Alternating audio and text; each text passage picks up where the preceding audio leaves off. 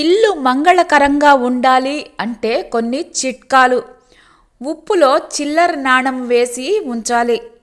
బియ్యం నిల్వ చేసే డబ్బాలో కాశీ అన్నపూర్ణాదేవి చిన్న విగ్రహాన్ని వేసి ఉంచాలి.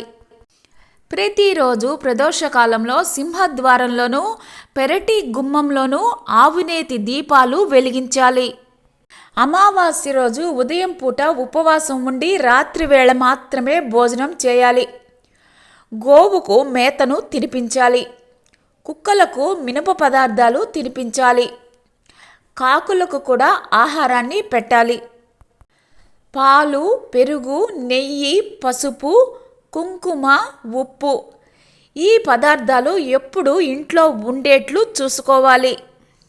ఈ పదార్థాల విషయంలో వెలితి లేకుండా చూడాలి. పుణ్యతిథి నక్షత్రములందు నదీ స్నానం చేయాలి. ప్రతిరోజు స్నానం చేసేటప్పుడు గంగా స్తోత్రాన్ని పఠించాలి. ఉప్పును ఆహార పదార్థాలతో కాకుండా విడిగా నిల్వ చేసుకోవాలి. అమావాస్య తిథి పూర్తయ్యాక ప్రతి మాసం ఆవు పంచకంతో గృహమంతా సంప్రోక్షణ చేయాలి. ప్రతి మాసం ఇలాగే చేయాలి.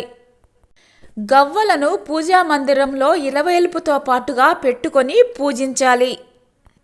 గురుసేవ, ఆదిత్యవ్రతం, పరోపకారం, దానం, న్యాయ ప్రవర్తన, పాతివ్రత్యం, పశుపాలన, లోకోద్ధరణ ఇవి చేయటం వల్ల జీవితం అత్యంత మంగళకరంగా మారుతుంది.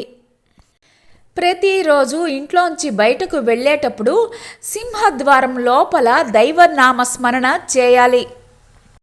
సముద్ర నదీ స్నానం దంపతులిద్దరూ కలిసి ఆచరించాలి. ఇలా చేస్తే అధిక పుణ్యం లభిస్తుంది. ప్రతి మాసానికి ఒకసారి అయినా ఈ విధమైన స్నానాన్ని చేయాలి. ఏ దేవాలయానికన్నా వెళ్ళినప్పుడు ప్రదక్షిణం, దైవ దర్శనం, తీర్థ ప్రసాదాలు సేవించటంతో పాటుగా ఆలయ ప్రాంగణంలో ఆ దేవుడి నామాన్ని కనీసం 9 సార్లు ధ్యానం చేయాలి. ఈ పనులన్నీ మంగళకరం.